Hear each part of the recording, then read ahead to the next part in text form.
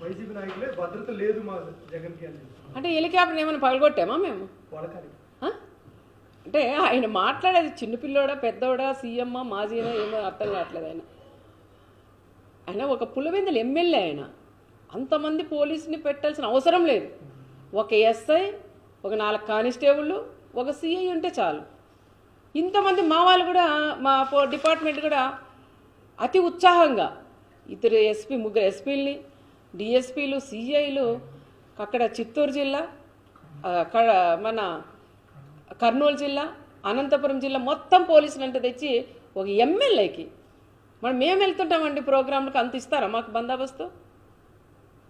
ఒక డిఎస్పీ, ఒక ఎస్ఐ, ఒక సిఐ, కానిస్టేబుల్ ఉంటే కూడా ఈరోజు ఆ ప్రోగ్రాం అయిపోయింది. ఇది అతి ఉత్సాహంతో మా పోలీసులు కూడా అతి ఉత్సాహంతో రెడ్ కార్పెట్ వేసి వాళ్ళని ఆహ్వానించారు. పోలీసులు ఎక్కడా కూడా వాళ్ళని ఎవ్వరిని కూడా అడ్డుకోలేదు. ప్రతి ఒక్క కార్యకర్త వాళ్ళు అడ్డుకోకుండా వచ్చినారు. అడ్డుకోంటే అంతమంది ఎవరు కూడా రారు. అనవసరంగా వాళ్ళ వాళ్ళ ఛానళ్ళు ఉంటాయి కొన్ని. ఆ ఛానల్ సాక్షి వాళ్ళు అయితే మండలానికి ఎవరు వచ్చినట్లున్నారు, ప్రతి ఒక్క వీధుల్లోనూ పెడుతున్నారు. అడ్డుకున్నారు. ఎక్కడ అడ్డుకున్నారయ్యా? మీ సాక్షి వాళ్ళు ఎవరైతే ప్రెస్ వాళ్ళు ఉన్నారో దమ్ముల మీద చేసుకొని మీరు చెప్పగలరా జగన్ రెడ్డికి పోలీసులు అడ్డుకున్నారని? పోలీసులు అడ్డుకున్నారని అది జనాలు రాక ఆ రకంగా కూడా చెప్పుకున్నారు. రెండోది వచ్చేసి హెలికాప్టర్ ఏదో అద్దం చేయలేదు. ఎవరు తెలుసు అది? ఇంకా దాంట్లోకి ఎక్కినాక పరిటాల వాళ్ళు దాన్ని పగలగొట్టినాడని ఆ తోపు చెప్పలేదు. ఇంకా చెప్తాడేమో అది కూడాను. ఏదో పైనింటి రాయి ఇసిరిందాయమ్మా దానికి పోయిందని. నీకు తెలియదు హెలికాప్టర్ ఎట్లా ఉందనేది? అదే పనిగా నువ్వు రోడ్డు మీద పోవాల బై రోడ్డు ఇట్లని జనాలందరికీ ఇట్లా చేతులు పోవాలన్న ఆలోచనతోనే హెలికాప్టర్ చూపిస్తూ ఆయన ఈ విధంగా రోడ్ మ్యాప్ పోయినాడు. కానీ పోలీసులకి దీనికి ఎటువంటి సంబంధం లేదు అని చెప్తారు.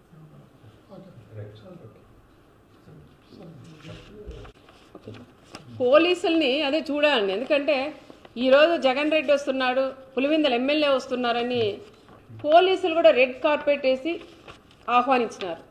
ఆ రోజు మా నాయకుడు చంద్రబాబు నాయుడు గారు ఎక్కడికి వెళ్ళినా దాదాపు 74 సంవత్సరాలు క్యాన్వాస్ ప్రచారాలకు ఏదైనా ప్రోగ్రాములు పోయినా లైట్లు ఆఫ్ చేసి నడిపించిన రోజులు కూడా మేము కళ్ళారా మాకు కళ్ళకు కట్టినట్లున్నాయి. ఆ విధంగా మేము కూడా చేయకోకుండా జగన్ రెడ్డి వచ్చినప్పుడు రెడ్ కార్పెట్ వేసి పోలీసుల్ని ఎక్కడ ఇబ్బంది లేకోకుండా వచ్చిన వాళ్ళ కార్యకర్తలు కూడా పంపించమని చెప్పిన నాయకుడు మా నాయకుడు చంద్రబాబు నాయుడు గారు. పోలీసు కూడా అదే విధంగా చేశారు. మరి పోలీసుని ఎందుకు టార్గెట్ చేస్తున్నారో అర్థం. అంటే నీకు రెడ్ కార్పెట్ వేసిన దానిక, లేదంటే ఎక్కడ వాళ్ళు అక్కడ కట్ చేసి ఉంటే నీ దగ్గరకు ఒక పిల్లకుండా కూడా నీ దగ్గరికి రాదు. ఆ విధంగా చేసే శక్తి మా అన్న చంద్రబాబు నాయుడులో ఉంది. మరి ఈరోజు పదే పోలీసుని కూడా చేస్తున్నారు. ఒక ఎస్ఐ అండి, ఒక బీసీకి సంబంధించిన ఒక ఎస్ఐని ఆయన ఎందుకు టార్గెట్ చేస్తున్నారో అర్థం కాల. ఆయన పదే ఒక మాజీ సీఎం లెవెల్లో ఉండే వ్యక్తి ఒక బ్రోకర్ అంటాడు. ఒక ఎస్ఐ వచ్చి మన వీడియో కాల్లో మాట్లాడించినామంటారు. మన ఆ ఎస్ఐ కూడా ఎన్ని కష్టాలు పడుకొని చదువుకొని తల్లిదండ్రులు కూడా ఎంత కష్టాలు పెట్టి చదివించుంటారు. ఒక ఎస్ఐ అయితే ఎస్ఐది ఏముంటుందండి? పై స్థాయి వాళ్ళు ఏం చెప్తే చేసేవాళ్ళు.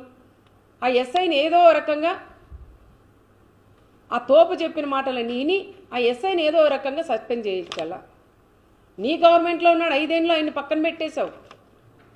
మళ్ళీ ఈ గవర్నమెంట్లో ఆయన కరెక్ట్గా జాబ్ చేస్తుంటే ఈ రకంగా మళ్ళీ వీడియో కాల్లో మనం ఒకరితో పలికిచ్చు. నువ్వు ఒక అబద్ధం చెప్పేది కాదు, వీడియో కాల్లో మాట్లాడిచ్చాడు ఎస్ఐ అని చెప్తున్నావు. మరి ఒక్కరితో అయినా మీరు పలికించగలరా? అనవసరంగా మీరు పోలీసుల మీద కూడా పోవడం అది తప్పు అని చెప్తున్నాం. ఇప్పుడైనా జిల్లా ఎస్పీ గారు కూడా పదే చెప్తున్న జిల్లా ఎస్పీ గారికి, మొన్న జరిగినప్పుడు పెనగొండలో అదే ఎస్ఐని, డిఎస్పీని, సిఐలంతా మాజీ ఎమ్మెల్యే తోపు ఇష్టానుసారం మాట్లాడినారు. అమ్మల్ని అక్కల్ని తిట్టారు.